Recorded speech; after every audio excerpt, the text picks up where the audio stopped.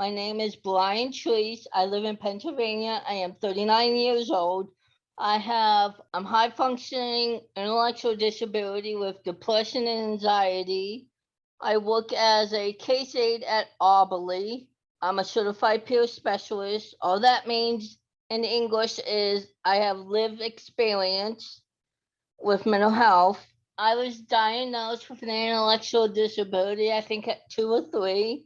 Depression was when I was in grade school, and anxiety was when I was in grade school. So I've always had trouble with like reading, writing, math, spelling. The ongoing joke I have is hook on phonics didn't work for me, but I was like, I excelled in science, social studies, those other classes. I was mostly mainstreamed in school. I loved wood shop, those type of classes.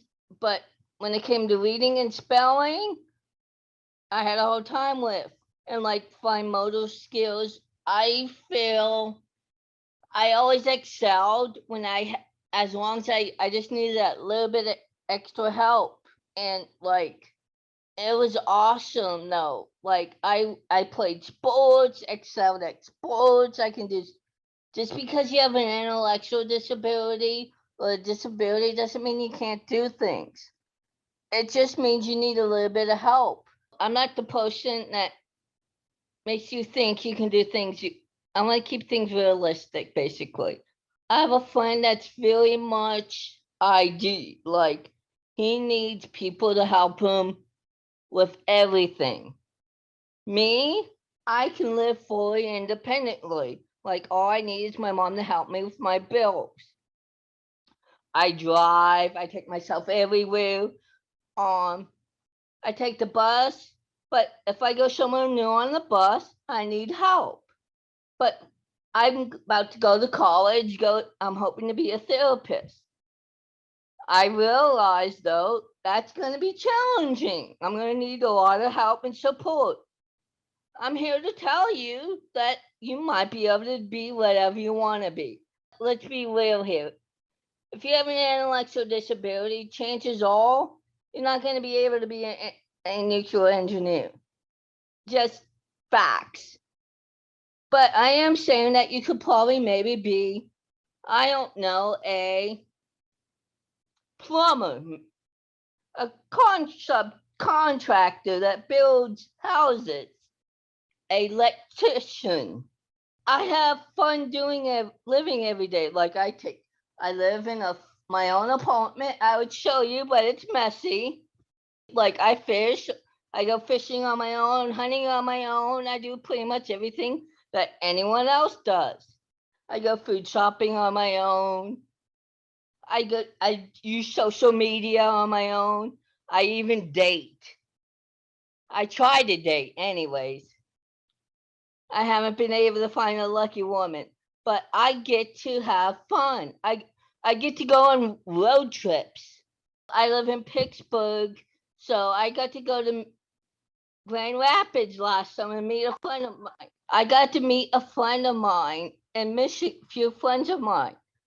Matter of fact, I'm probably going to Nashville this summer, home of country music. Hee-haw! It's challenging. I have so many, like, I just got a brand new car. Like, it took me forever to save up for it, but I learned how to get, there's these things called car payments now. The only thing that sucks, but I have my own vehicle. I drive to work. It's amazing when you see I start with goals.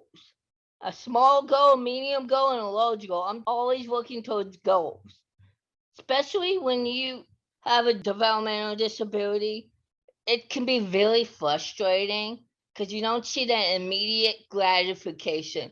And what gratification means is not seeing what you want immediately. And it's just so fun. Like, okay, I know I'm going to have this code, but I want it now. But let me tell you, when you don't always get that immediate gratification, it's worth it because I'm saving a lot of money by waiting. And it's so much fun when you get things you want and rewarding. I've always dreamed big.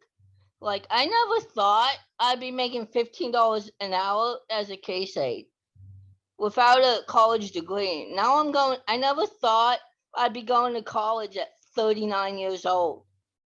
I'm going to be going for a master's degree program to be a therapist.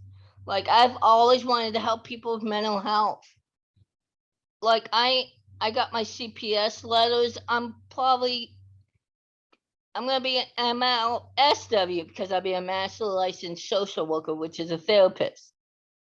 And like it's awesome helping people. It's rewarding. I don't know how many people have seen the movie Forrest Gump. But when I saw the movie Forrest Gump, and I remember, let's rewind even further back, go back to the 80s, the show Life Go. Do you remember the show Life Goes On? And Cookie. I was like, Mom, am I gonna be like Cookie? Because he had Down syndrome. And back then, you didn't really see anyone on TV with ID or Down syndrome or any type of developmental disability. And she was like, there's good chance you'll be something like that when you grow up. And then come fast forward to the 90s, you have Forrest Gump. And then I'm like, Mom, am I gonna be like Forrest Gump? Tom Hanks and Forrest Gump? And she says, good chance you're gonna be just like Forrest Gump. And you're gonna have your own shrimp boat.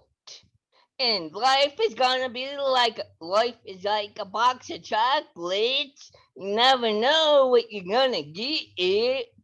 I can relate to Forrest that way. Now it's like when I got towards high school, I'm like, Mom, do you think I can go to college too, like Forrest Gump? And she was like, I don't know, Brian. That's gonna be pretty tough. But I ended up going to here in Pennsylvania, we have like a trade school for people with like disabilities. And I ended up taking culinary arts. So like I feel like we need more people in like workforces, like in college, like college level jobs, and like even like politics jobs, like Senate and like Congress and government. But I would love to see, like I said before, more people, more figures like on TV with ID and autism, just so people can see, like we don't see like a Forrest Gump or a Cookie, like I said. Like there's not role models for us to look to. Like, okay, this is the level of function I am. What can I do in life? What's my life gonna look like? Can I drive? Can I go to college? Can I go be a civil engineer? Is that realistic? Can I go be a vet tech? Is that realistic? Like, there, you can ask a doctor, but I probably shouldn't say this, but I'm going to because this is my humble, honest opinion. Doctors don't know shit when it comes to what you can do because I've had some doctors tell me so many things I can't do, and I've done all of them. I've proved so many so-called medical professionals know what they're talking about. I've proved them wrong.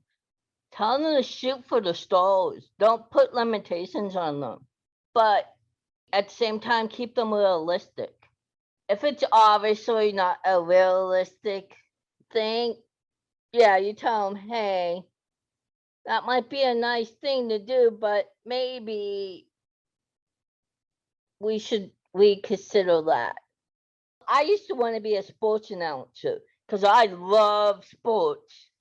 Like, that's like my biggest passion outside of mental health, like helping people with mental health. Like, it goes probably mental health, sports, then video games. And like I was like, I want to be a sportscaster. and do play by play. And I remember this, I was a sophomore, and my mom, my teacher, and my therapist, we were all in a meeting, and they're like, Brian, do you think that's really realistic with your speech impediment? I was like, yeah, I've made great strides with my speech since I've been little. And I can cover it up, like just use different words and avoid the words. And so they're like, Brian, you still have to use the same, like when you're doing names and stuff, you can't change that. And I'm like, you got a point there. I might have to reconsider this.